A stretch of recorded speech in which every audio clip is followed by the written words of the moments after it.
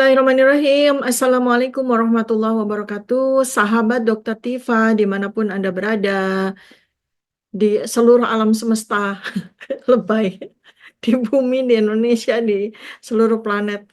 Kan katanya Elon Musk mau mulai mentransmigrasikan penduduk bumi ke Mars tahun 2025 ini ya. Jadi kita siap-siap. Saya sosialisasikan.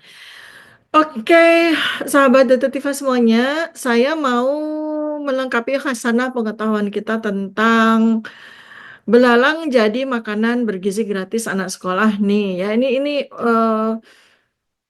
payung besar pemikirannya ya, berawal dari apa yang disampaikan oleh Kepala Badan Gizi Nasional yang mewacanakan penggunaan belalang dan ulat sebagai bagian dari program makan bergizi gratis.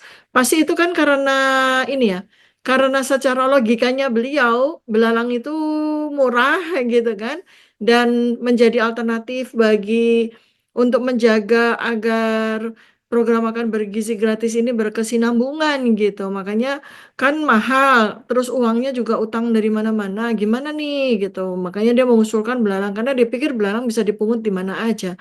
Padahal produsen snack belalang yang di Gunung Kidul dan masyarakat Gunung Kidul yang bukan biasa sih, tapi em, belalang di sana cukup populer, mengatakan bahwa 1 kilogram belalang itu yang hidup itu 190.000 rupiah per kilogramnya, berarti jauh lebih mahal daripada daging sapi. Dan kalau sudah matang ya, siap dimakan itu 400.000 per kilogram gitu. Jadi bukannya makanan murah, itu dia kira makan belalang itu dipungut sembarangan atau ulat itu dipungut sembarangan gitu ya. Jadi ini memang sebuah wacana yang sangat tidak komprehensif. Sekarang saya mau ke hulu lagi ya. Sebenarnya asal muasal dari wacana penggunaan belalang sebagai bahan konsumsi penduduk dunia itu dari mana sih? Ya, sebetulnya ini nih ada dua risalah yang mau saya gunakan untuk kita berpikir. Yang pertama adalah di forum World Economic Forum ya, Forum Ekonomi Dunia tuh WEF itu tempat kumpulnya para GP. Kalau saya menyebutkan GP ya, Global Global Power atau God Players ya, pihak orang-orang pihak-pihak lah, bukan orang pihak-pihak yang berlaku sebagai Tuhan yang mengurus manusia gitu, atau Global Predators. Jadi ada lagi penulis yang menyebutkan GP itu Global Predator. Jadi ada tiga nih, either apakah mereka global power ya, sekelompok pihak yang menguasai ekonomi dunia, atau God players, mereka bertindak sebagai Tuhan yang mengatur dunia. Kemudian ada lagi yang lebih sadis, istilahnya global predators, GP. Kalau Presiden Donald Trump menyebutkan mereka adalah global government, atau yang suka secara awam populer adalah elit globalis, itulah ya globalis gitu. Ya itu ya, jadi eh, sahabat detektiva, kalau saya sampaikan tentang GP itu artinya teman-teman udah tahu siapa yang saya maksud. Nah, mereka ini pada ngumpul di WE Forum itu yang mereka lakukan sebagai sebuah pertemuan informal sebenarnya. Jadi itu kan komunitas aja, tapi kemudian kok jadi tiba-tiba kayak semacam jadi wajib ya Indonesia untuk selalu hadir gitu ya.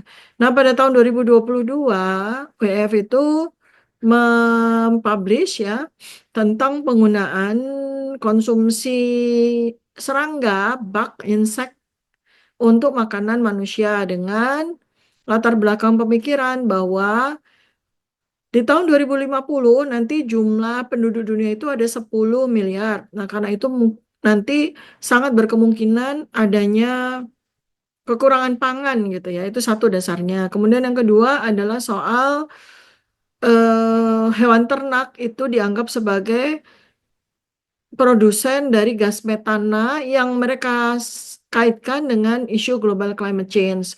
Karena hewan ternak, sapi, kambing, domba, dan sebagainya itu menghasilkan gas metana dari kentut mereka atau dari feses mereka juga, dan itu memberikan sumbangan terhadap terjadinya global climate change. Jadi mereka memberikan anjuran bahwa hewan ternak itu decrease, diturunkan, lalu kemudian disubstitusi kebutuhan protein hewaninya dengan insek atau dengan serangga nih, ceritanya seperti itu.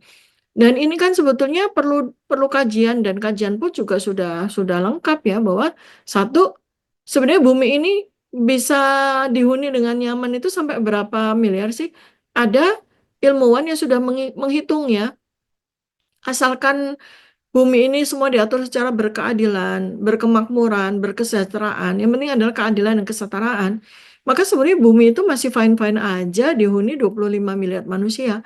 Jadi kalau WF menghitung di tahun 2050 itu bakal ada 10 miliar manusia, itu tuh masih longgar, masih kurang 15 miliar lagi sebenarnya. Tapi itu dengan catatan bahwa keadilan dan kesetaraan, kesejahteraan, kemakmuran itu dicapai secara adil untuk seluruh manusia yang tinggal di bumi. Jadi 10 miliar itu masih kayak doesn't mean anything gitu ya, masih cukup-cukup. Masih cukup-cukup. Jadi kita bisa mengelola apa-apa yang ada di bumi itu tepat sesuai dengan apa yang seharusnya dan nggak usah harus ada terobosan-terobosan pemikiran dalam hal ini adalah soal penggunaan protein serangga untuk alternatif konsumsi atau alternatif mencukupi kebutuhan protein untuk manusia di seluruh dunia ya. Karena protein itu kan sebetulnya banyak sekali, bukan kemudian jadi serangga. Nah, ini kan kenapa serangga ya gitu kan? Kenapa serangga gitu? Ada apa? Kan ini mesti kita kaji lagi, kita mesti riset lagi, kita mesti investigasi lagi ya. Kenapa kok serangga? Kenapa bukan yang lain? Dan kalau di WF ini kalau di WF ini kan insek ya, artinya insek itu ya serangga, bukan bukan yang dimaksud ada hanya belalang, bukan, tapi serangga. Nah, serangga itu kan banyak sekali, ada ribuan spesies yang dimaksud apa. Jadi ini di di forum tersebut ya pada tahun 2022, insects are part of Earth's ecocycle. Ya. Jadi insek itu feeding on organic materials from other processes. Jadi kayak dia tuh sebagai mesin daur ulang gitu kan. Insek kan makan bangkai, makan sisa-sisa bangkai binatang, organisme lah gitu, sama makan sisa-sisa dari sampah organik juga, such as spent grains from brewery operation, thus preventing additional waste from going into landfills and providing added value to the brewery and feed for the insects. Jadi insek akan serangga itu mereka tuh kan makannya tuh makan sampah gitu kan, makan sisa. Nah, ini adalah menurut mereka itu adalah circular agriculture. Jadi bikin rantai sendiri nih. Dan keberadaan serangga itu akan produce 20% of the global anthropogenic methane emission. Jadi kayak mereduksi dari produksi gas metana yang dihasilkan oleh hewan ternak yang lain. Ya, terus, using insect as inputs for another function closest to the cycle and also positively impact climate change. Jadi penggunaan serangga salah satunya adalah untuk mengurus sampah dan salah duanya adalah untuk sumber makanan manusia itu akan memprotek terjadinya kerusakan yang ditimbulkan oleh global climate gitu ya.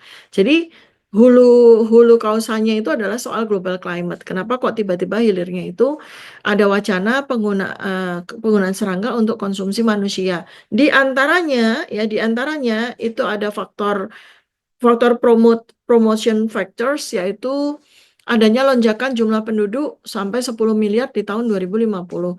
Persoalan lonjakan penduduk di tahun 2050 itu sebanyak 10 miliar, ini juga masih question marks ya, karena faktanya sekarang di tahun 2025 aja terjadi reduksi yang sangat signifikan pada banyak sekali negara.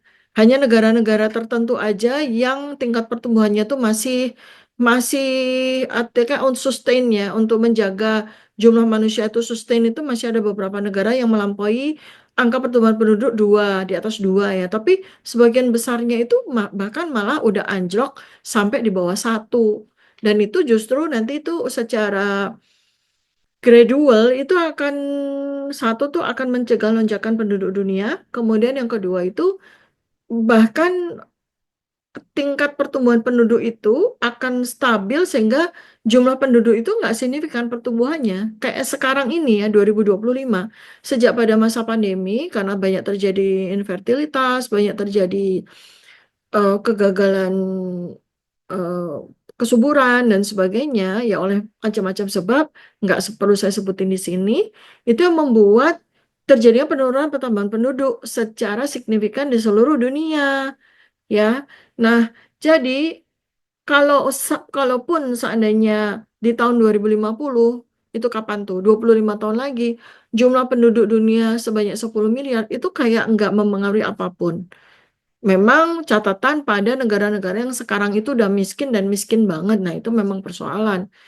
Tapi apakah kemudian mereka terus dikasih makan serangga nih? Itu kan sebuah sebuah apa ya, sebuah wacana tetapi akan menimbulkan masalah baru lagi ya. Jadi ini kita nggak bisa menggunakan referensi satu sumber untuk bisa mengcapture persoalan hulu hilirnya kenapa tiba-tiba ada wacana serangga dijadikan sebagai alternatif makanan. Nah, di sisi yang lain lagi ada sebuah inisiatif ya yang dilakukan oleh beberapa pihak yang menjadi sponsor utamanya itu adalah Bill and Melinda Gates Foundation. Mereka memberikan grant ya hibah dana penelitian untuk sebuah proyek namanya All Things Bugs. Jadi mereka men-challenge ada startup companies gitu di seluruh dunia untuk memproduksi makanan berbasis serangga gitu dan kemudian setelah itu ada pemenangnya ada 100 company dan mereka memberikan pendanaan. Tapi setelah udah jadi Bill and Melinda Gates Foundation ini kemudian berubah menjadi investor. Artinya apa? Ada kepentingan industri di sini.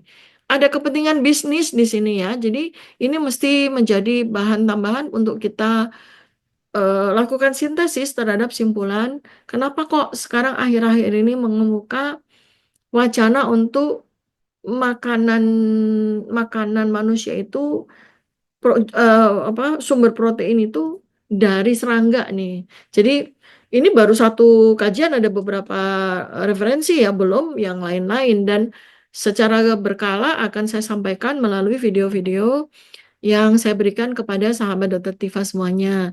Jadi ini tambahan lagi ya teman-teman supaya Anda semua makin dapat puzzle-puzzlenya. Terima kasih atas perhatiannya. Mohon dukungannya ya untuk subscribe, like, and share eh, channel-channelnya Dokter Tifa. Terima kasih. Assalamualaikum warahmatullahi wabarakatuh. Salam kebenaran.